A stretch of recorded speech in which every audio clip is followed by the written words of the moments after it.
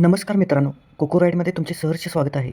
आज आपण जात आहोत सौंदत्ती यात्रेला. सकाळी 8 वाजता घरून निघालो आणि थोडा वेळ या हॉटेलमध्ये थांबवून ब्रेकफास्ट केला. या हॉटेलमध्ये खूप सुंदर मसाला डोसा मिळतो.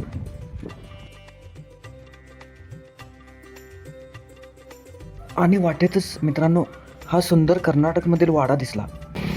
मित्रांनो, सौंदत्तीला जाताना एक असं दृश्य दिसलं. हा इथे पिरॅमिडसारखा डोंगर दिसते ना, तो डोंगर नसून मित्रांनो हेच गोकाक शहर आहे. खूप मोठे शहर आहे. एक सेकंद थांबा, तुम्हाला झूम करून दाखवतो. हे पहा मित्रांनो, किती सुंदर आहे ना. डोंगराच्या खाली वसलेले असे हे सुंदर गाव म्हणजे गोकाक.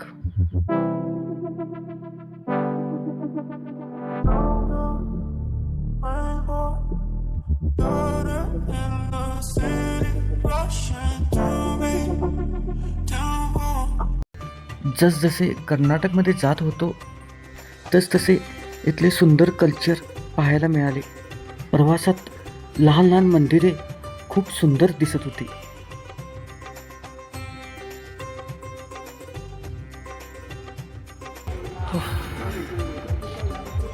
मित्रांनो, जवळजवळ आपण आता सौंदत्तीपर्यंत पोचलेलोच आहे. तर सरळ रोड आहे मित्रांनो, त्यामुळे गाडी मारायला इतका कंटाळा आलेला ना.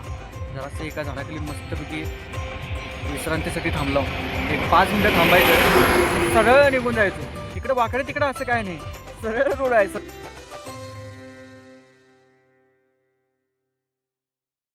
येतं कुणाला मराठी बिराठी काय येत नाही, सगळी कन्नडच बोलायचं. पाणी पाहिजे असलं कन्नड बोलायचं, आणि काय पाहिजे असलं कन्नड बोलायचं. किंवा ट्रॅक्टरवरनं असं जाताना तर असली गाणी लागल्यात म्हणत आहे. सगळी कन्नड गाणी अशी डीजे. आपल्याकडे मराठीमध्ये कसं, आपल्या गावाकडे कसं सगळी हिंदी गाणी ऐकतात. इकडे हिंदी बिंदी काय नाही, फक्त ट्रॅक्टरमध्ये कन्नड गाणी ऐकतात. अनेक मित्रांनो, तुम्हाला सांगायचं आहे इथल्या माणसांचं वैशिष्ट्य काय माहिती. प्रत्येकाच्या आता घराच्या बाहेर पडला, प्रत्येकाच्या गळ्यात टावेल तरी असतोय, नाहीतर केसरी आपलं ते हे असते, फेटा बांधायचं ते केसरी कापड असते ना, ते तरी असते. घरातनं बाहेर पडला की टावेल असं लावूनच जायचं. पुढे मित्रांनो मलप्रभा नावाची नदी आहे, तिथं आपण देवाला नारळ वाढवणार आहे, नैवेद्य दाखवणार आहे. तिथून मग आपण सौंदत्तीकडे जाणार आहे. वाव,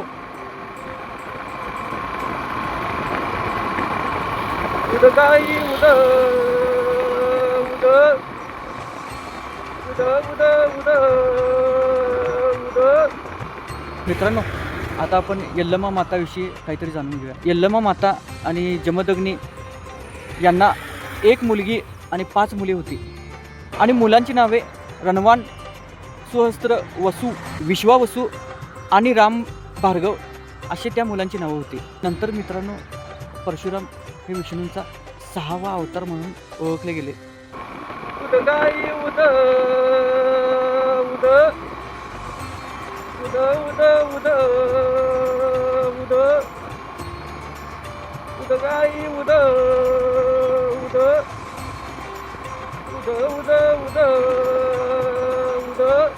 आमचे मित्र हेमंत नलवडे सरकार हे आलेले आहेत. हेमंत नलवडे सरकारांना मी त्यांच्या घरी एक 7:30 ते 8 वाजेपर्यंत त्यांच्या घरी पोचलो, आणि बरोबर आम्ही 8ला इकडे आलेलो.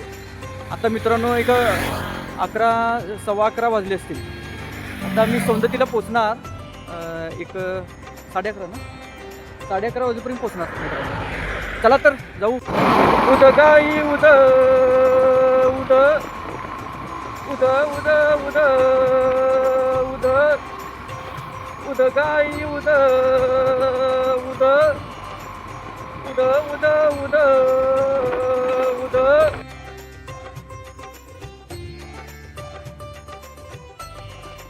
मित्रांनो, आता आपण आलेलो आहे एक अथांग समुद्रासारखी दिसणारे धरण, मलप्रभा धरण. हा दूर प्रवास करत असताना असे सुंदर काहीतरी दिसणे म्हणजे आम्हा भटकंती करणाऱ्यासाठी हे सोनंच आहे मित्रांनो.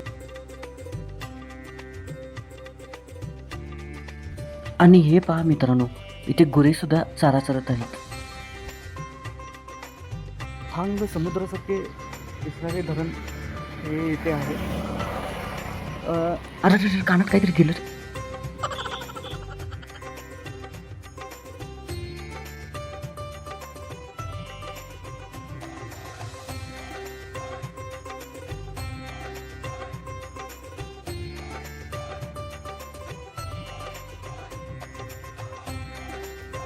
यल्लमा मंदिरापासून एक 11 किलोमीटर अंतरावरती हे धरण आहे. खूप सुंदर लोकेशन आहे मित्रांनो. आता आपण पोहोचलो आहोत कुंडाच्या ठिकाणी आंघोळ करण्यासाठी. ओंकार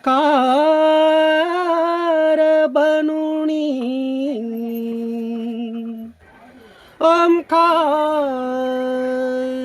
ओंकार ओंकार बनुनी. लिंबाचा विधी पूर्ण झाल्यानंतर आम्ही चाललो डोंगरावरती आई रेणुका देवीचे दर्शन घेण्यासाठी.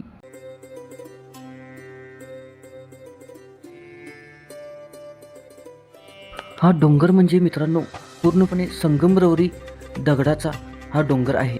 याच अशाच डोंगरावरती आई देवीचे मंदिर आहे. जसे महाराष्ट्रामध्ये पंढरपूर तसेच कर्नाटकमधील हे सौंदर्य आहे.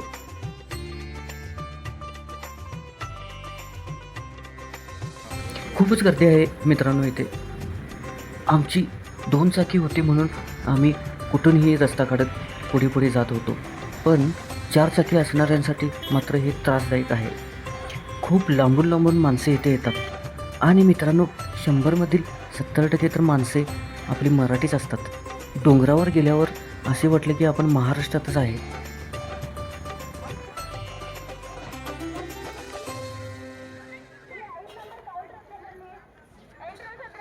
मित्रांनो आता आपण आलेलो आहे यल्लमा देवीच्या मंदिरात.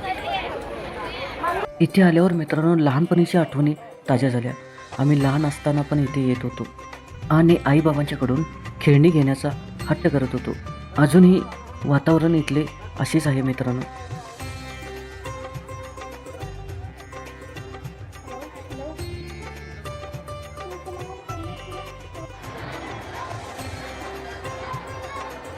मित्रांनो आता आपण लाईनीत उभारलेलो आहे. ही अशी लाईन आहे मित्रांनो.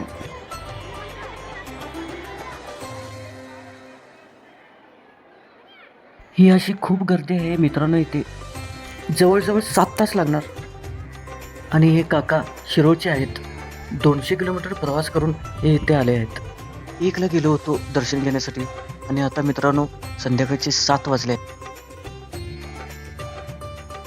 देव साक्षात्कार देतो, पण मित्रांनो देवावर श्रद्धा असली पाहिजेत असे म्हणतात. मित्रांनो आता आपण मंदिराच्या गाभाऱ्यात जाणार आहोत. 7 तासाच्या प्रतीक्षेनंतर आईचे दर्शन घडले. जेव्हा आपण आईच्या गाभाऱ्यात गेलो काहीतरी मित्रांनो व्हायब्रेशन जाणवले. खरंच मित्रांनो या जागेत काहीतरी सुप्रीम शक्ती आहे. रेणुका माता प्रसन्न. दर्शनानंतर मित्रांनो आम्ही पडली बदलायचा विधी पूर्ण केला. आपल्या परंपरा आपल्याला काहीतरी सांगत आहेत मित्रांनो. हे फक्त कल्चर नाही, इथेच आपण देवाला कनेक्ट होतो. आणि अशा तऱ्हेने दर्शन घेऊन आम्ही घराकडे जायला निघालो. आणि जाताना हे प्रभू श्रीरामांचे मंदिर दिसले. मित्रांनो श्रीरामांच्या मंदिरात, हे गाव आम्हाला कुठलं माहीत नाही, कर्नाटकमध्येच आहे ते. पण श्रीरामांचे हे मंदिर आहे. ह्या मंदिरात आम्ही रात्रीचे जेवण करत आहोत. हे बघा, असे जेवण आहे मित्रांनो.